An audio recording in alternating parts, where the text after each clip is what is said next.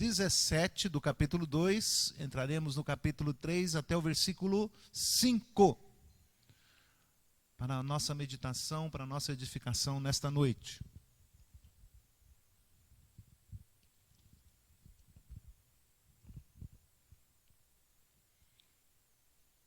Todos acharam?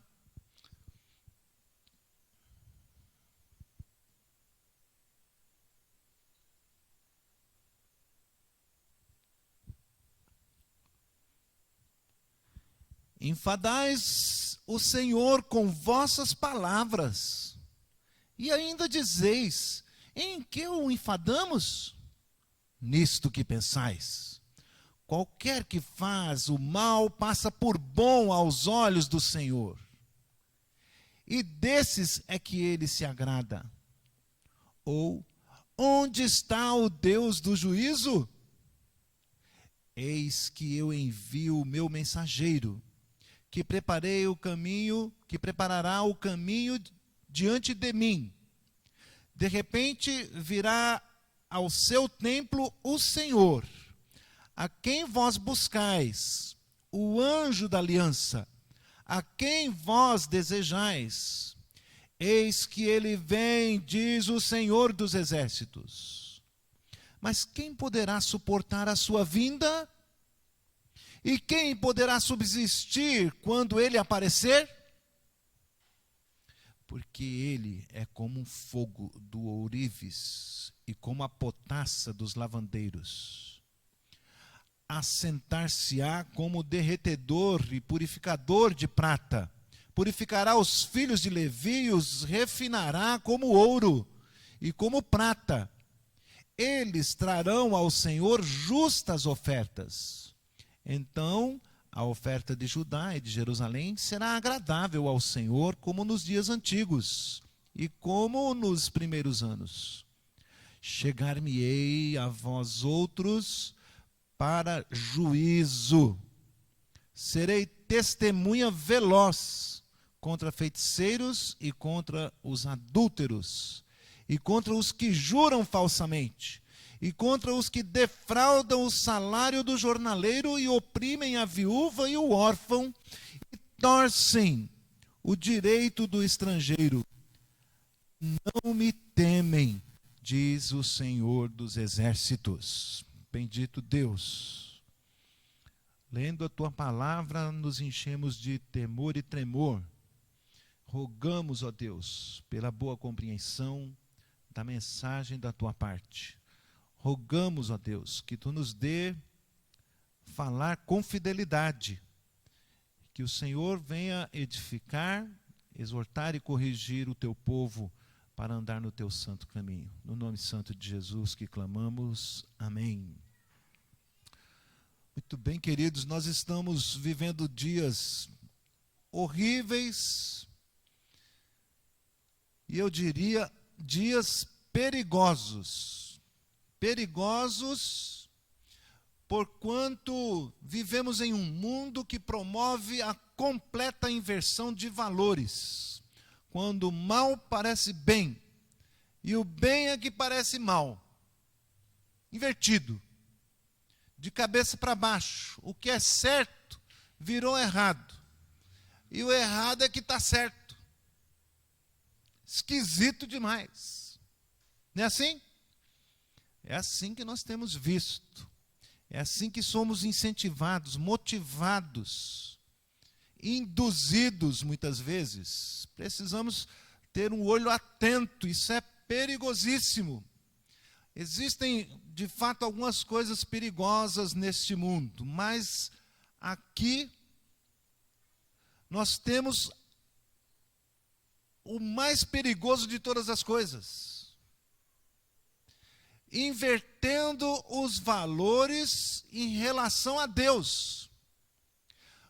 Como se não fosse o suficiente, não fosse o bastante, inverteram não apenas os valores, mas também as posições.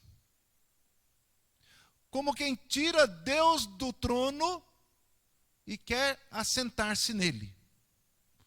Como quem tira o juiz da sua cadeira juiz de toda a terra. Arrancam-no e lá se assentam e usurpam o seu lugar e passam a julgá-lo. Como se isso não fosse suficiente, condenaram-no.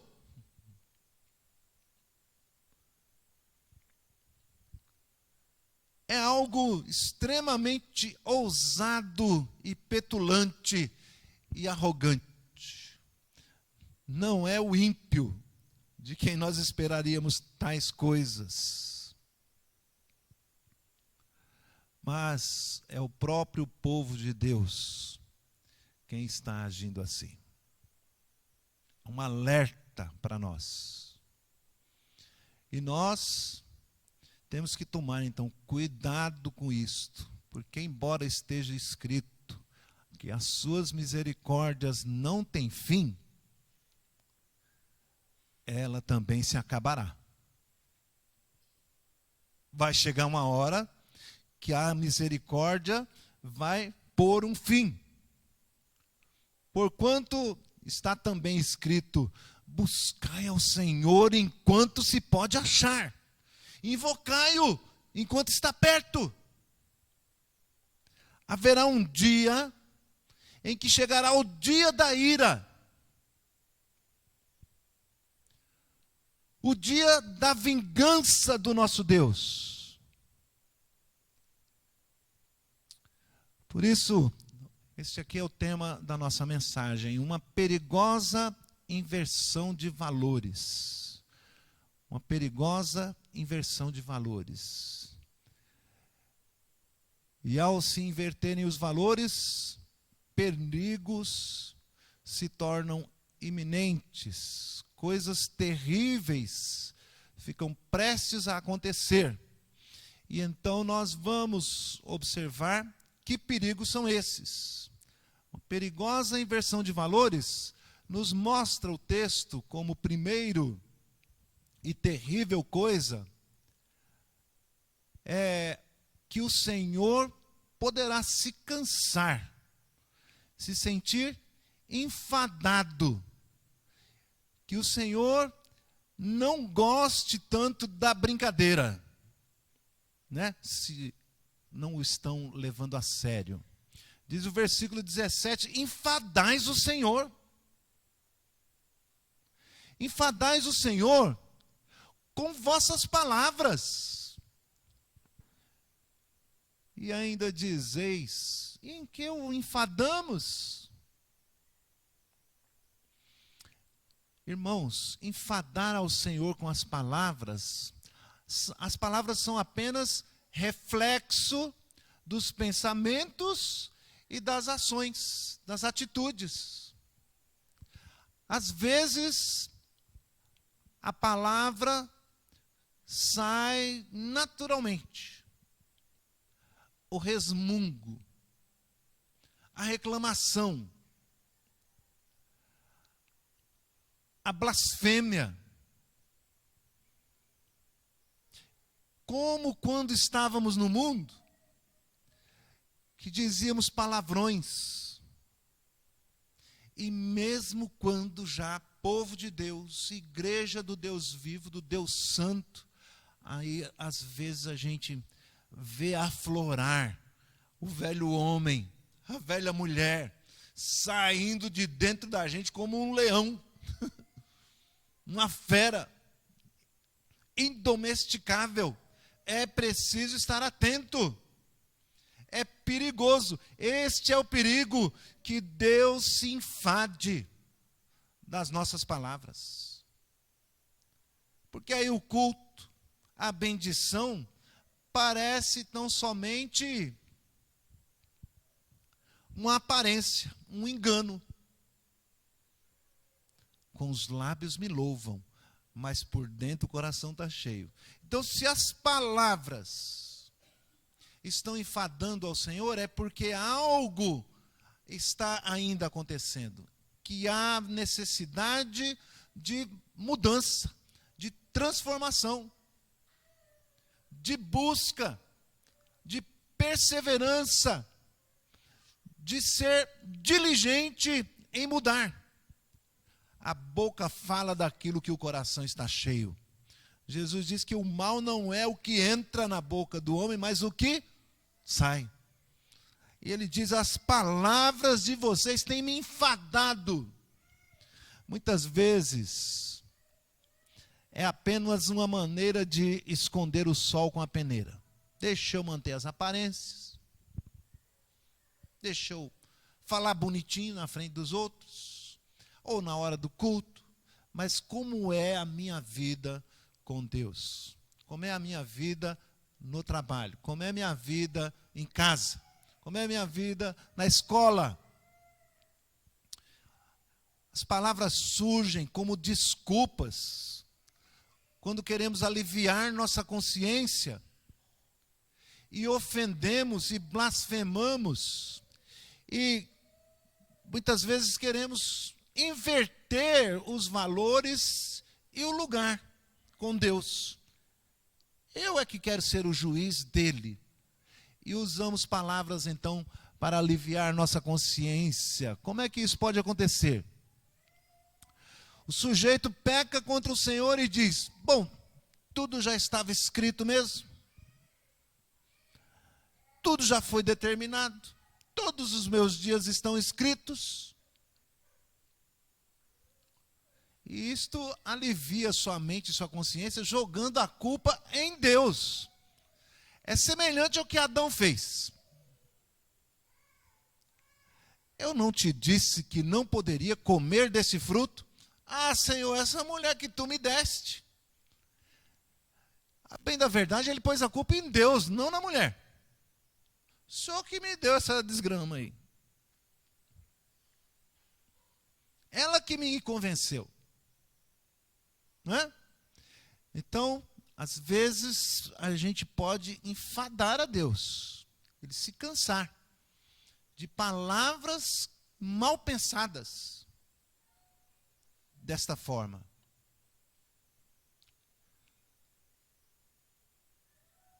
Deus não é o soberano? Então eu só faço aquilo que ele determinou. Nós não somos bonecos, marionetes. Ele nos deu uma consciência, deu inteligência, deu sabedoria, nos dá controle, nos dá a palavra que nos exorta, que nos corrige, que nos chama a atenção, e somos responsáveis pelos nossos atos, pelas nossas atitudes. A sua soberania não é desculpa para fazermos o que é errado, alegando que porventura ele tenha determinado isso. Conheço pessoas que se rebelaram, que se revoltaram contra Deus depois da morte de um ente querido. Também não vou mais. Também não quero mais saber de Deus. Vou me entregar agora ao mundão. Bebida, no dito popular, sexo e rock and roll. Me entregar. Porque ele prometeu isso, ele prometeu aquilo e tirou o meu querido, meu pai, meu irmão, meu tio. Revolta-se contra Deus. Está fazendo o quê? Está tomando o seu lugar. As suas palavras podem estar cansando ao Senhor. Não há temor de Deus nas suas palavras, mas o povo enfada a Deus ainda com cinismo. E ainda dizeis: em que o enfadamos?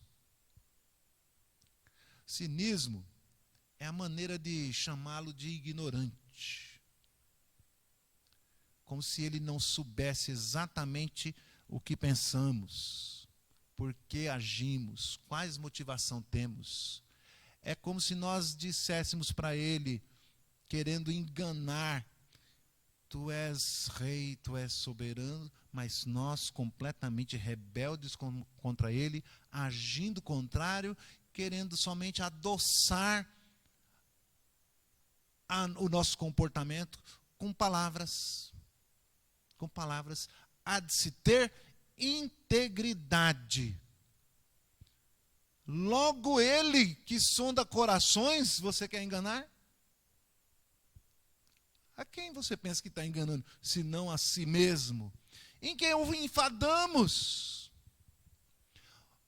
Ou, o que eu disse demais? Como brincam com a piléria, né?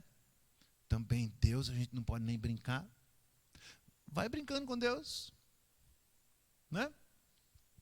Não é isto verdade. A nossa vida é clara, aberta, transparente na presença de Deus que tudo vê, que vê não somente o exterior, mas também o interior. Com a inversão de lugar, nós também podemos enfadá-lo, usurpar o seu trono, a sua cadeira de juízo. Nisto que pensais, diz o Senhor, vocês me enfadam, nisto que pensais.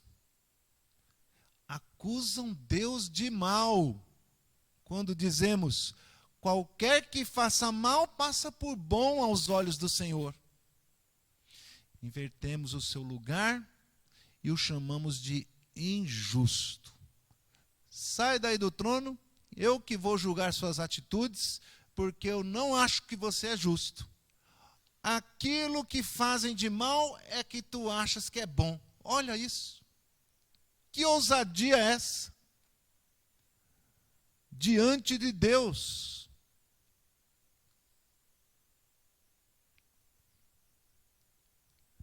Diz ainda que além de se agradar do que fazem de mal, se torna conivente com o mal, e com eles dizendo que Deus aprova o mal. É desses que ele se agrada. Coisas boas, pensa o salmista e nós na cola, né? Nós vamos juntos. Aqueles que fazem coisas más, que não temem a Deus, prosperam. Parece que nem fica doente esses miseráveis. Tudo vai bem para eles. Já eu, tão bom. Já eu, que canto tão bem. Já eu, que vou ao culto, nos trabalhos, fico doente, cheio de dor. Parece que o mundo só cai na minha cabeça. E eu lanço isso em rosto diante de Deus. O salmista, quando fala essas coisas, ele diz que pensei assim. Quando voltou o tino, quase que eu desmorono. E me lembrei do final deles. Não é assim de fato. Todos estamos sujeitos, neste mundo, às perseguições, às dores, às enfermidades. E é certo que o ímpio, muitas vezes, sofre menos. Folga. Porque o Senhor Jesus disse que hão de perseguir a nós, que somos o seu povo. Aqueles que nele creem, seus seguidores, que o temem, que querem manter a ordem, que querem manter o juízo. E ele diz mais que é necessário que seja assim. Que nós permanecemos com fidelidade andando num caminho santo. Ainda assim, haveremos de ser perseguidos. Porque se perseguiram o nosso Senhor, quanto mais nós, seus servos, também haveremos de ser perseguidos. E não devemos, em hipótese nenhuma, é perigoso que nós hajamos desta maneira. O que faz mal parece bem aos olhos do Senhor? Ainda que não compreendamos que caminhos são estes, devemos dizer, como disse o profeta Abacuque, vou me colocar na torre de vigia e esperar o que Deus tem para fazer. Né? Acabamos de nos pôr aqui na torre de vigia, vamos esperar o que Deus tem para fazer. Que governo é que vai ser posto? De modo nenhum haveremos de pensar ele perdeu o controle, o mal se deu bem. De modo nenhum, seja quem for o seu candidato, não vou entrar no mérito aqui.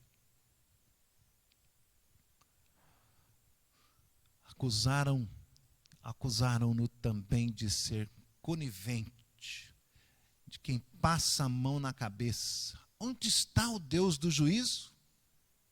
A pergunta é mais ou menos assim: ou ele não existe, ou se existe é injusto. Eu o condeno. Cuidado, ele pode estar cansado, enfadado das nossas murmurações. Este é o primeiro perigo, que Deus se canse das nossas murmurações. Segundo perigo é o perigo da cegueira espiritual. Cegueira espiritual é que nós, ao invertermos os valores, considerando o mal bem e o bem mal, não enxerguemos as coisas grandiosas, eternas, santas, que Deus tem proposto para o seu povo desde o princípio, desde antes da fundação do mundo. Tudo que Ele tem nos feito e nos dado.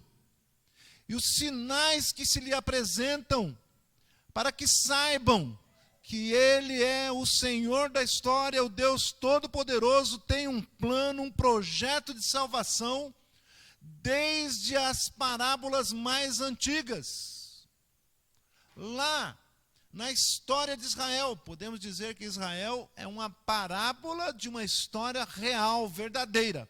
Parábola não são apenas histórias inventadas, histórias reais, que são contadas, que são mostradas, para que entendamos uma mensagem maior, superior. Dentre elas, a saída do Egito revela um Deus amoroso, libertando o seu povo do cativeiro, com o sangue do cordeiro colocado sobre as famílias. Se não pararmos de inverter os valores, essa história cai num descaso, como se fosse uma história da carochinha, uma invencionice qualquer, uma vez que já foi contada até pela Disney, no desenho animado, e isso lhe servirá de protesto diante de Deus. O Senhor dirá: então vocês não viram? Fizeram um desenho tão maravilhoso, retrataram tão bem a história e não entenderam, e não enxergaram. Que valores vocês estão olhando? Que valores vocês estão enxergando? Os grandes feitos em Israel, Jerusalém, Samaria, palco de Deus, palco da revelação, palco da demonstração da glória e do poder de um Deus grande, poderoso e amoroso para com seu povo. Então não vistes? Jesus fazia essa pergunta vez por outra. Então não lestes? Então não percebestes os sinais? E a libertação da Babilônia, anunciado tanto o castigo quanto a libertação. Figura do que Deus faz conosco, que estamos presos, escravizados neste mundo tenebroso, e Ele envia o seu Filho, o libertador, o resgatador, que nos tira das garras do inimigo. Diz assim, versículo 1 do capítulo 3, o sinal de uma voz que clama no deserto. Peguei esse subtema aí, subtítulo do livro de Isaías. A voz do que clama no deserto. Malaquias diz assim: eis que eu envio o meu mensageiro que preparará o caminho diante de mim. Está falando de João Batista aqui, cerca de 400 anos antes. Isaías, voz do que clama do deserto, endireitai o caminho do Senhor. 700 anos antes de Cristo. Vem João Batista, pregando arrependimento, anunciando o que fora previsto ao seu respeito muitos anos antes: arrependei-vos, porque é chegado o reino de Deus. E não o reconheceram. Depois o profeta Malaquias vai dizer: primeiro, antes que ele venha, haverá de vir o Elias. Jesus disse: Elias era João Batista, mas vocês não o reconheceram, não perceberam os sinais. O que é que vocês estão entendendo como valor? Está invertendo os valores? Esta era a pergunta. Com a inversão de valores, corremos o risco de não enxergar os sinais, por mais claro que sejam. O reino está próximo. Purifiquem-se, santifiquem-se, arrependam-se e creiam no Evangelho. Mas ninguém quis ver. Ninguém quis entender.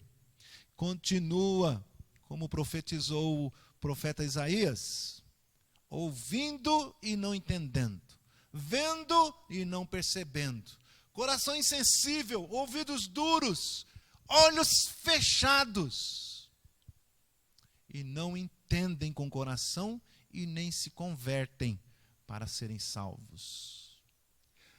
Com os valores invertidos, não se percebeu nem mesmo a visitação do próprio Deus, a vinda do seu Filho. Veja o que diz o profeta: de repente virá ao seu templo o Senhor, a quem vós buscais, o anjo da aliança a quem vós desejais. Em Ageu, ele o chama de o desejado das nações. Ele veio e deu provas incontestes de que era de fato quem dizia ser o Filho de Deus. Deu provas que era alguém muitíssimo especial.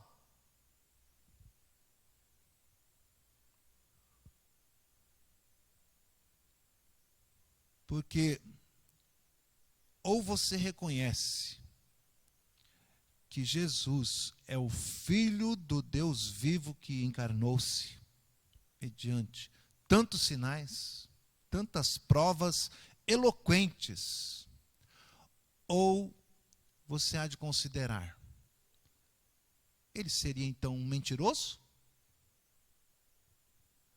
Ou um louco? Porque uma das três coisas você tem que concordar. Que ele existiu, que ele passou, é inegável. Em todas as nações, em todas as culturas, o reconhecem como alguém diferente. Prova mínima: o nosso calendário é usado em todas as nações. Estamos no ano da graça do nosso Senhor, de 2200. O ano 2022. Pulei, hein? 2022, é tanto 2022, quase se entrega. 2022, depois de Cristo. As nações, mesmo aquelas que tendo o seu próprio calendário, chinês ou árabe, se ele quer fazer alguma relação comercial, marcar alguma data, ele tem que se curvar ao nome de Jesus. Que dia que você vai entregar então essa mercadoria aí da China? Dia 2 de outubro de 2022, depois de Cristo. Porque o calendário dele vai dizer outra coisa. Vai contar os dias de Buda, chinês. Os árabes, o calendário maometano. Começa com o ano 600 já do nosso. Então, há necessidade de se curvar diante desta visitação extraordinária, quando o Filho de Deus andou entre nós fazendo bem, de maneira santa, impecável, curando, abençoando e oferecendo-se a si mesmo naquela cruz. De forma injusta, o crucificaram. Mas Deus o estava entregando e o enviando para receber a punição pelos nossos pecados. De que lado, então, você vai ficar? Ele é um mentiroso? Um louco? Ou o Filho de Deus? Filho do Deus vivo que encarnou-se e habitou entre nós? Se nós continuarmos com esta inversão de valores, não o reconheceremos como tal. Ou poderemos enfadar a Deus, dizendo que o reconhecemos com a boca, mas os atos não o glorificam. Se ele de fato é o Filho de Deus, e eu sei disso, há de ter mudança na minha vida. Em terceiro lugar, o outro perigo de continuarmos invertendo os valores é ignorar a segunda vinda de Cristo. Por que isso é um perigo? Bom, se a pessoa não reconheceu nem a primeira vinda, que dirá se vai crer numa segunda vinda? E se houver, e daí? Né? Então a inversão de valores leva a esta cegueira, mas a mais grave, a pior de todas, além de não crer ou não perceber, não enxergar a primeira vinda, também não crerá na segunda. Por que que isso é um perigo? Porque este é o fim para o qual tudo está caminhando. É o final de todas as coisas, é o fim da história humana tal qual nós conhecemos. É o final da história da redenção. É o final da misericórdia. Extremamente perigoso, especialmente por isso. É o fim da misericórdia. Mas a Bíblia diz que não tem fim para aqueles que creram. As misericórdias do Senhor irão à eternidade. Sua graça. Mas o tempo da misericórdia se encerrará para aqueles que ainda não creram, não se entregam, não se deixam convencer. Para aqueles que ficam invertendo os valores. É o fim da oportunidade.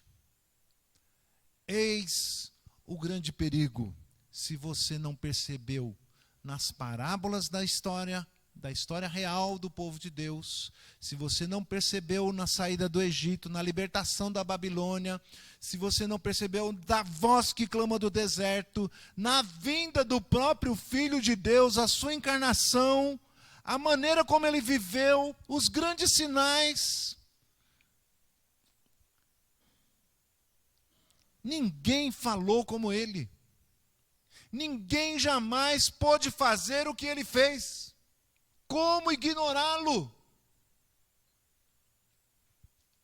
Se você, então, não viu, não creu, não percebeu a primeira vinda, como poderá crer na segunda? Não obstante, esta é a palavra da promessa. A segunda vinda será a concretização, a plenitude de todas as coisas em Cristo. Ele não virá mais como um cordeiro sendo punido pelos nossos pecados. Não levará mais sobre si o castigo que nos traz a paz, mas finalmente castigará todo aquele que se encontra em estado de rebelião, que inverte os valores, que chama mal de bem, bem de mal. Ouvindo, não lhe deu crédito, considerou-o por mentiroso ou louco.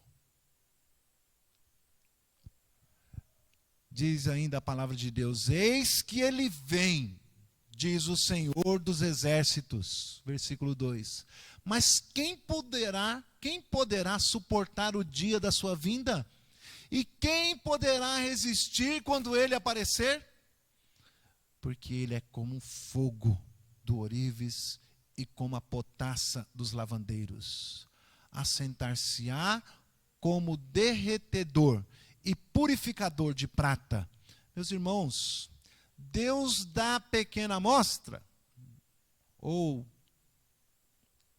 pequena no sentido de brevidade do tempo, porque Jesus levou sobre si o castigo de todos nós, de todos os tempos. De forma que Deus demonstra o quão terrível é a sua poderosa ira para aqueles que não o aceitam, que não o recebem, que não o respeitam, que não o temem. Aqui, ele compara a sua ira com o ourives, que derrete o ouro ou a prata numa fornalha ardente. E ele faz o seu próprio filho passar por uma fornalha para ser queimado no meu lugar, para ser retirado de mim as minhas escórias, as minhas impurezas. Como ourives, ele acende a fornalha e nos põe no fogo, para que nós sejamos purificados, para que se queimem as nossas escórias e nos tornemos puros. Ele joga a potassa na água. A água lavadeira, quando lava as vestes encardidas, as vestes com nódoas, para alvejar-lhe a brancura, nos dar vestes limpas, de santidade. São duas figuras poderosas da ira de Deus, que é lançada sobre o seu Filho para nos purificar. É isto que ele fez em Jesus Cristo, o seu Filho amado. Fez passar por uma fornalha e lhe dá vestes brancas alvejadas em potassa.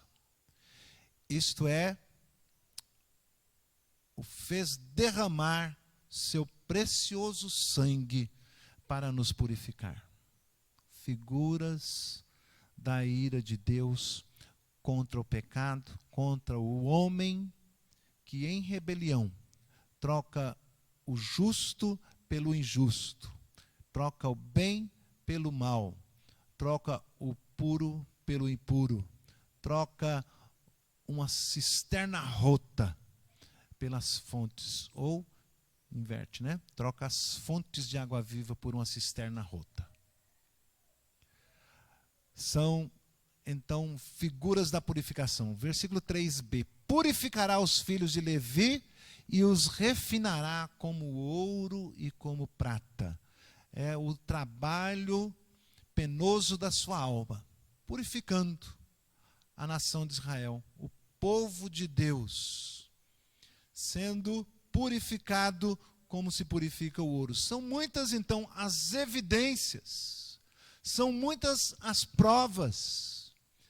Ao inverter os fatos, o chamamos de mentiroso, e diz assim o apóstolo Paulo, com o qual eu faço coro: que seja eu mentiroso e Deus sempre verdadeiro. Que seja eu mentiroso e Deus sempre verdadeiro, porque não há nele sombra nenhuma de falsidade ou mentira, e não se achou dolo algum em sua boca. Não permaneça invertendo os fatos, invertendo os valores.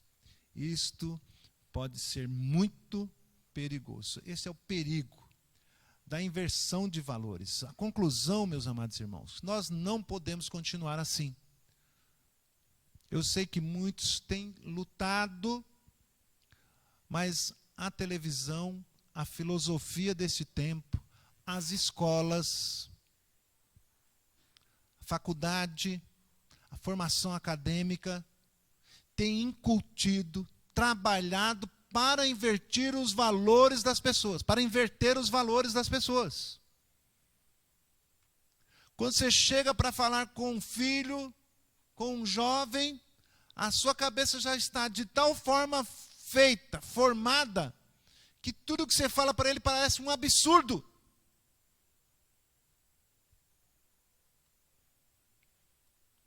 Não podemos nos deixar levar e incorrer neste erro, ignorando o amor e a justiça de Deus.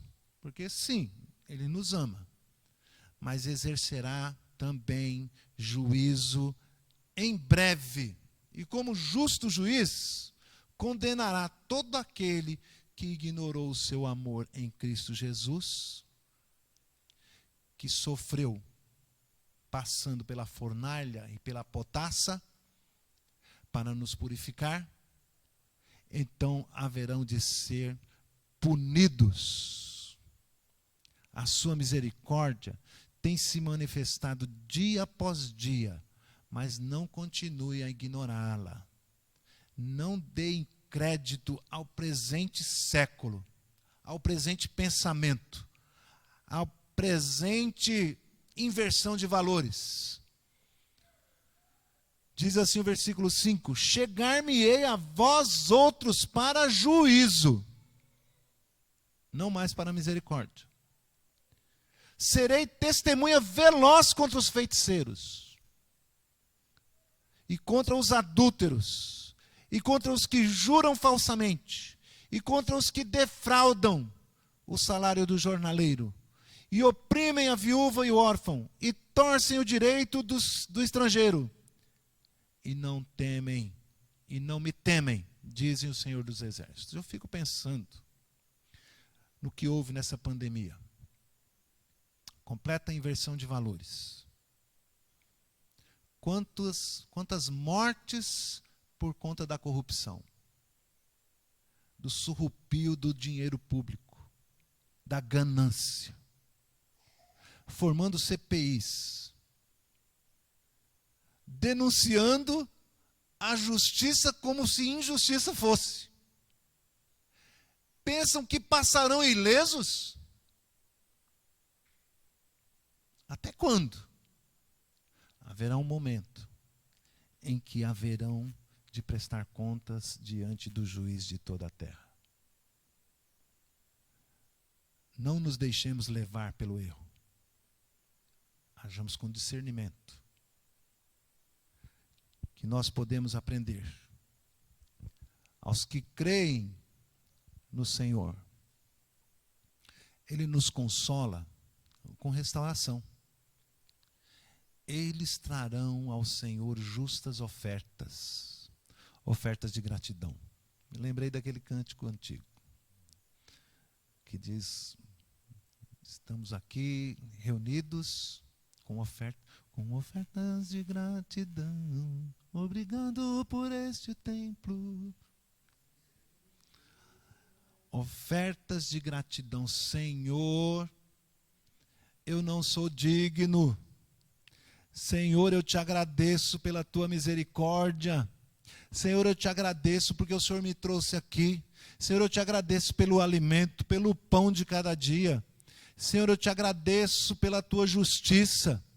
Ajuda-me, proponha-se, disponha-se para ser um vaso de justiça nas mãos do Senhor, onde quer que esteja. Não permita que o certo vire errado, que o errado é que seja certo. As coisas mais óbvias estão invertendo. Não é assim. E a narrativa toma o lugar dos fatos. A narrativa da mentira. Precisamos estar atentos e não se deixar levar pelo engano e pela mentira. É muito perigoso. Não se deixe levar. É muito perigoso. Para que o Senhor aceite a tua oferta, para que seja agradável ao Senhor o teu culto, a tua prestação de contas. Devemos estar vivendo uma vida íntegra, tal qual é no culto, tal qual é lá fora. Glorifique a Deus lá também. Tinha um menino que trabalhava comigo, ele andava nos corredores dançando. Eu falei, esse menino, que alegria é essa? Não era da nossa alegria. Nós, parece que temos vergonha. Não manifestamos a alegria, a justiça. Não cantamos louvores diante dos povos. Mesmo porque eles tentam nos silenciar, né? E logo a gente sucumbe e cede. Temos mais coragem para proclamar, para anunciar a grande salvação que há em Cristo Jesus, o nosso Senhor. Ele já veio, se entregou. Agora nos compete anunciar essa salvação antes que venha o grande dia, o dia da ira. Às vezes a gente fica com rodeios, com meias palavras, não se expressa, tem medo de falar a palavra inferno. O inferno é a ira de Deus contra os nossos. Será terrível, vai acabar as chances, as oportunidades. Não haverá mais jeito. O momento é esse, é agora. Prega a tempo e a fora de tempo. Eu gosto muito de falar links. Aproveita os links. Eu tenho um grupo de mais ou menos umas 10 pessoas, não crentes, né? Porque mandar mensagem para crente é fácil, é gostoso, é bom. Mas manda para o não crente também. Aí eu pego uma mensagem, às vezes de um filósofo, de alguém não conhecido como evangélico. Se ele está dizendo uma verdade, é verdade de Deus, viu? Não deixe o diabo tomar posse das verdades. Se é verdade, se é real, é verdade de Deus, ainda que seja um burro falando, um jumento, ou até mesmo um filósofo, ou alguém tido por sábio. Se é verdade de Deus. Pegam a verdade, faz um link para falar de Jesus, para pregar o evangelho. Alguém disse assim, eu estou caminhando, não sei para onde, mas já estou a caminho. Aí eu escrevi embaixo da frase, Jesus é o caminho que nos leva de volta para casa. Mandei. Tem umas 10 pessoas que mandam bom dia para mim, eu respondo assim. Né? Tem que falar, tem que pregar. Está com vergonha do quê? Eles tentam nos silenciar, nós não podemos ceder. Devemos anunciar. E isto nos será cobrado do Senhor. Você conhecia o caminho e não anunciou. Não pregou, não falou. E agora vem o Senhor. É chamado de perigo. É dito que nós somos atalaias. Sabe quem é o atalaia? É aquele que anuncia o perigo. Se põe na torre. Diz, lá vem o perigo. Cuidado, proteja as crianças, protejam os velhinhos. Peguem as armas, se preparem para a defesa. O atalaia da palavra de Deus. Lá vem a ira de Deus. O dia da ira está próximo. Ele tem anunciado, tem mostrado, está chegando. Salvem-se. Creiam no Evangelho. Creiam que Jesus Cristo é o Filho de Deus que entregou a sua vida para morrer por causa dos nossos pecados, para você não sofrer agora a sua segunda vinda. Será terrível. Por que desejais tanto a vinda do Senhor? É dia de negritude. Mas para aqueles que são salvos, são como ofertas suaves ao Senhor. a segunda vinda será um momento em que o seu povo será arrebatado até as nuvens para abraçá-lo. E ele os receberá e os conduzirá para a vida eterna. O que nós queremos para os nossos amigos, para os nossos filhos? A ira, a justiça de Deus ou o seu amor revelado, demonstrado em Jesus Cristo? Nós vamos agora convidar os presbíteros que venham à frente.